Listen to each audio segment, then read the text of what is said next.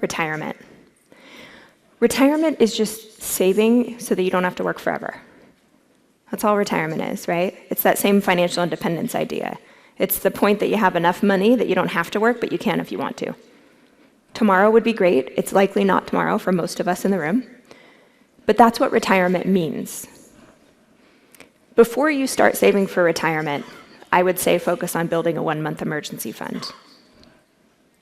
So if your monthly income is around $5,000, if that's the monthly nut that makes your family go, then save $5,000 in an emergency fund before you start saving for retirement.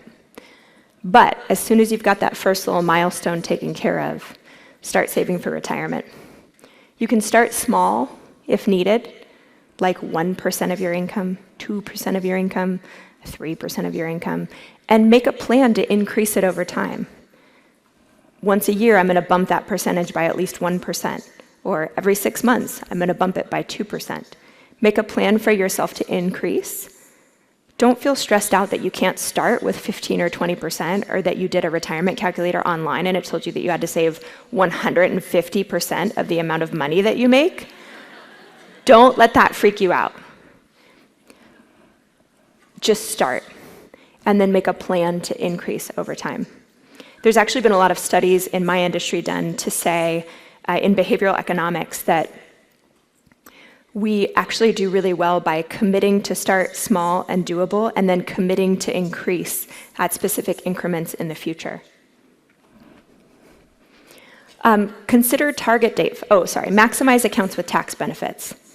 So IRAs, 401ks, you can set one up for yourself. You might have access to some savings accounts through your partner for retirement, but they all have tax benefits. We're not going to get into the details of which one, but if you want to talk to me offline, I can help you. But use accounts with tax benefits first. Consider target date funds. By a show of hands, who knows what a target date fund is? That's a solid 6%. Okay. So a target date fund is an investment that you can use inside of a Roth IRA, a 401k, a traditional IRA, a SEP IRA, a simple IRA. You can use it inside of one of those accounts, and it's like those colorful pies, a diversified pie. It's like buying a diversified pie. It's got big company stocks and small company stocks and bonds and international stocks and international bonds. It's got all that stuff all in one fund. And it's meant for people who are planning to retire at a certain target date in the future, right? So if I think I'm 30-something now, I'll retire when I'm 60-something. It's about 30 years from now. So 2018 plus 30, 2048.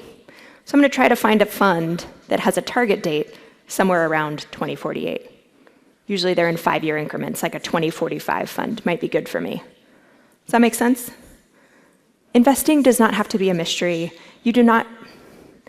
Most people don't need to pay somebody for help with it, as long as you can make good decisions. A target date fund will do the work for you. It will rebalance over time. It will become more conservative, less risky over time as you approach that target retirement date. So it's a great one-stop shop. Don't let investing scare you. Look for a target date fund. Cool? Okay. One other thing with investing, expenses high, returns low. Expenses low, returns high. They just take those expenses right out of your return. So instead of saying, congratulations, you made 10% this year, if they're taking a 1% fee, they say, congratulations, you made 9% this year. And that makes a huge difference over time. So your 2 keys to investing, target date funds, and look for low expenses.